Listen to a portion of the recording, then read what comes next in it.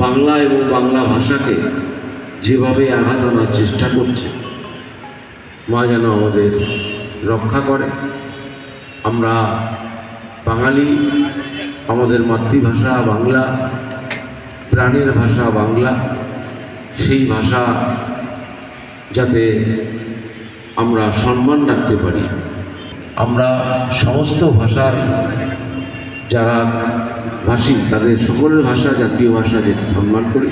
আজকে মহাপঞ্চমীর পুণ্যলগ্নে মায়ের কাছে আমাদের একটাই চাওয়া যে মাগো, তুমি আমাদের শক্তি দাও, তুমি আমাদের ভক্তি দাও, তুমি আমাদের শান্তি দাও। তোমার মঙ্গল আলোয় আলোকিত হোক সমস্ত আবাসিক, মনের যত কালো আছে সব মুছে যাক, অন্ধকার ফিরে যাক, আলো আসুক।